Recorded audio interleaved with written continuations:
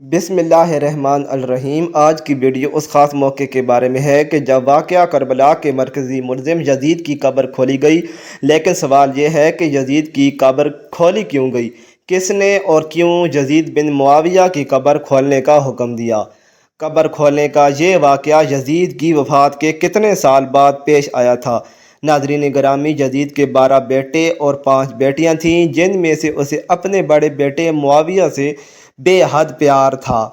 اس نے اپنے پہلے بیٹے کا نام اپنے والد کے نام پر رکھا تھا۔ اس نے بیٹے کو یزید نے اپنا جانشین مقرر کیا تھا، اس لیے یزید اس بیٹے کو معاویہ ثانی بھی کہا جاتا ہے۔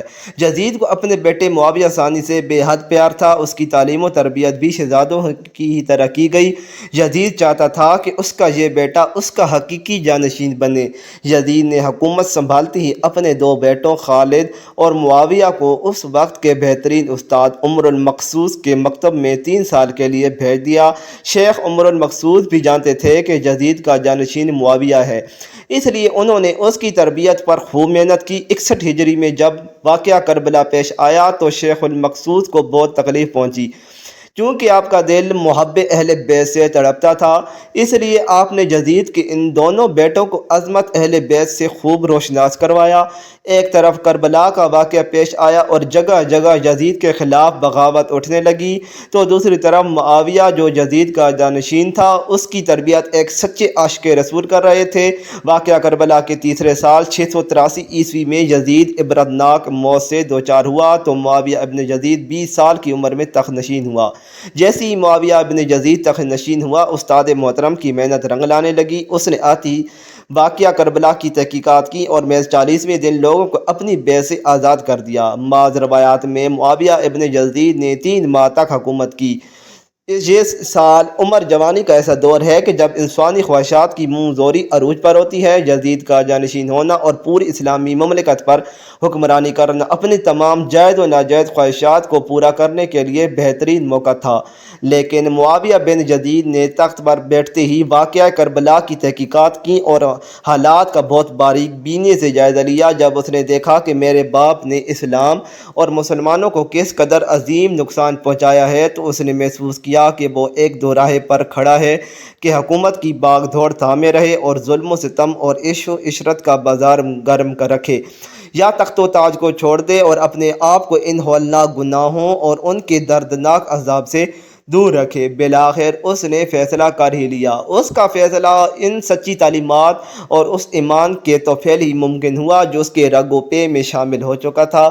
اس نے ایک عزم راسخ کے ساتھ حکومت کے عہدے داروں اور عوام کو مسجد میں جمع کیا اور پھر خود منبر پر جا بیٹھا۔ اس نے اپنی تقریر میں سب سے پہلے خدا کی مدح حمد اور اس کے بعد رسول اللہ صلی اللہ علیہ وآلہ وسلم پر درود بھیجا، اور پھر وہ یوں کہنے لگا: میرے باپ یزید کو جب حکومت ملی تو وہ اپنے اعمال اور بد کرداری کی وجہ سے ہرگز اس کا اہل نہیں تھا، لیکن وہ بھی اس پر قابل رہا اور اس کا نفس اس سے بدترین کاموں کی ترغیب دیتا رہا، اپنے برے کاموں پر بھی فخر کرتا تھا اور اس نے خدا کی بتائی ہوئی حدود سے تجاوز کیا۔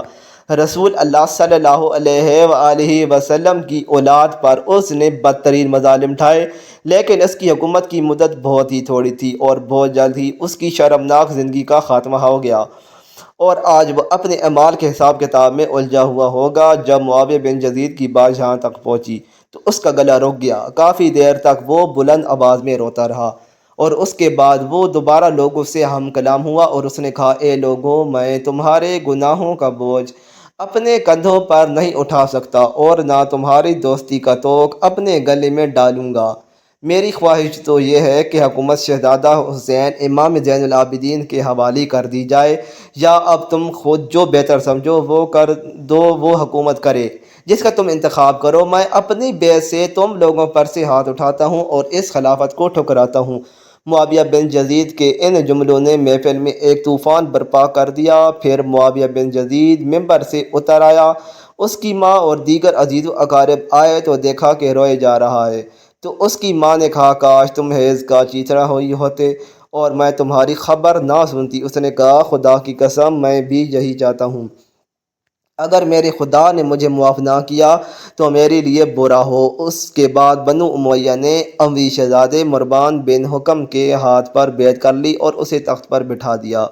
مروان نے اپنا دارالحکومت مستقل طور پر دمشق منتقل کر دیا۔ بنو امیہ نے شیخ عمر المقصوص کو زندہ درگور کر دیا کہ تم نے ایسی تربیت کیوں کی کہ معاویہ بن یزید نے بھرے دربار میں بنو امیہ کو رسوا کر دیا۔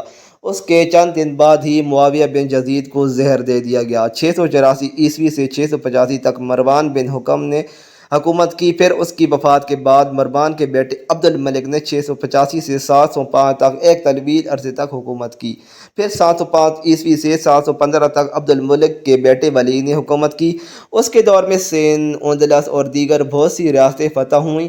اسی کے دور میں شہزادہ حضرت امام زین العابدین کو زہر دیا گیا۔ 715 سے 717 تک ولید بن عبد الملک کے بھائی سلمان بن عبد الملک نے حکومت کی اور 717 میں عمر بن عبد العزیز مودانہ طور پر تخت نشین ہوئے، لیکن ان کو بھی زہر دے دیا گیا۔ 720 سے 724 تک ولید بن عبد الملک اور سلمان بن عبد الملک کے بھائی یزید بن عبد الملک نے حکومت کی بھاگ دوڑ سنبھالے رکھی۔ اس کے بعد ہشام بن عبد الملک، ولید بن یزید، یزید بن ولید، ابراہیم بن ولید اور مروان بن محمد نے بالترتیب حکومت کی اور 750 عیسوی میں بنو امیہ کی حکومت کا تختہ بنو عباس نے الٹ دیا۔ بنو امیہ کا آخری حکمران مروان ثانی ایک انتہائی سست اور ڈرپوک حکمران تھا، جس نے ابو مسلم خراسانی کے ہاتھوں شکست کھائی اور یوں بنو عباس کی حکمرانی شروع ہوئی۔ تاریخ کتابوں میں درج ہے کہ ابو مسلم خراسانی نے بنو عباس کے ابو جعفر المنصور اور ان کے بھائی ابو العباس الصفا کو حکمرانی سونپ دی۔ اس طرح بنو عباس کے پہلے حکمران ابو العباس نے آتے ہی بنو امیہ کا نام و نشان مٹانے کی قسم کھائی۔ بہت سے لوگوں کو قتل کر دیا گیا اور کربلا کے واقعہ میں ملوث تمام کرداروں کی قبریں تک کھود دی گئیں۔ اس طرح بنو عباس کے حکمران ابو العباس الفاہ نے یزید کی قبر کو بھی کھدوایا اور یہ کام اس نے اپنی نگرانی میں کروایا۔ وہ چاہتا تھا کہ یزید کی قبر کو سے نکالے اور اس کی لاش کو سولی پر لٹکائے۔ چنانچہ یزید کی وفات کے 65 سال بعد اس کی قبر کو اس وقت کے حکمران ابو الجعفر اور ابو العباس کی نگرانی میں کھدوایا گیا، لیکن جب قبر کو کھولا گیا تو سب یہ دیکھ کر حیران رہ گئے کہ اس میں لکڑیوں کی راکھ، بدصورت کتے اور ایک اندھے کے سوا کچھ نہ تھا۔ مزید اچھی ویڈیوز کے لیے چینل کو ضرور سبسکرائب کریں۔ شکریہ۔